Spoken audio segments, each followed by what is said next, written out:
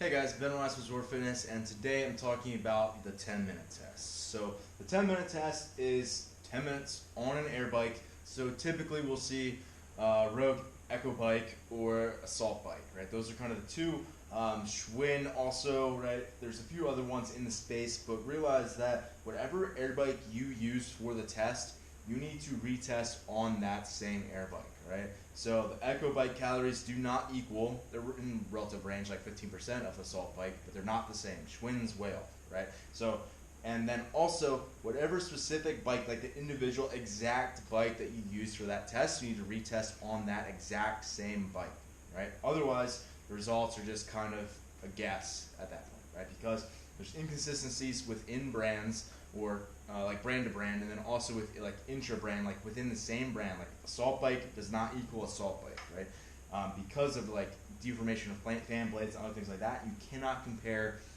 of like the same results from one bike to another bike in the 10-minute test, right? So if you and your buddy are like next to each other on two assault bikes and you're going, you might have a good idea, probably within like 10%, but chances are there are going to be some inconsistencies there. So be like, oh yes, I tested on bike number 3, I'm going to retest on bike number 3, all right? So again, when we're doing this, we're going for max calories, so as many calories as you can get in 10 minutes, right? The way that you are going to score the best on this is if you have consistent wattage throughout, where your wattage remains the same. So if this is wattage, wattage is going to hold completely stationary. That's a flat line, right? However, what's going to happen is you'll see that effort, on the other hand, is going to go way up like that, right? So it's going to start easy. It's going to feel easy at the beginning, even though you are at that wattage that you want to maintain. And at a certain point, kind of early on, those are going to kind of cross, right? So around minute 3, 4, 5, it's going to really start to set in, and it's not going to be a fun experience, right?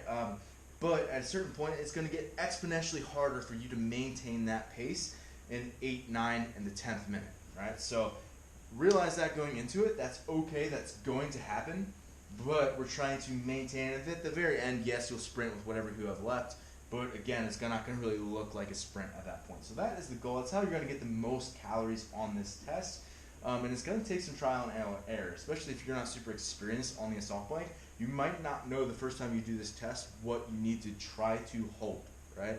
That's part of the whole deal with endurance work, is that you kind of learn about yourself, you get more experience so that you can build into these different paces and that you can maintain with more confidence. That's part of the deal.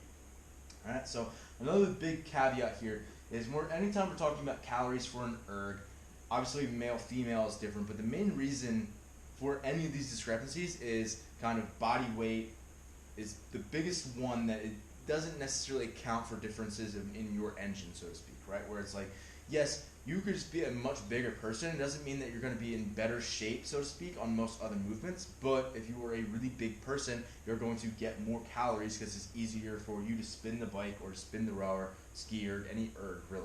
All right, so realize that body weight should be factored into this if you're trying to compare to someone else. And that doesn't always matter, but certainly if you're a coach and you're trying to compare, where are my athletes at? Where are they sitting? If you have a 120-pound female versus a 200-pound male, they're going to have vastly different scores, and you need to adjust for that, right? Something like comparative like Wilks and weightlifting, that same sort of idea where we're accounting for body weight needs to be applied to a test like this, right? So we can't just blindly prescribe something, all right? I've heard other people talk about like, oh yes, a good goal is to get your body weight in calories, which that doesn't add up either, because if you are the 120-pound female, you should be getting more than 120 calories. And if you're a 240-pound male, good luck getting over your body weight in calories. It's almost not going to happen. So there is sort of it's not linear, right, in that sense, right? So again, the biggest tips I have here is to start at a reasonable pace that's, again, maybe not conservative, but you can feel like, again, sustainable aerobic power.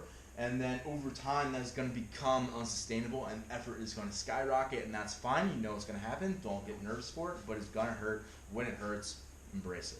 All right, so there you go. That's my tips for the 10-minute test on the air bike. Good luck, guys. Make the most of it. It's not a super fun test, but it's effective.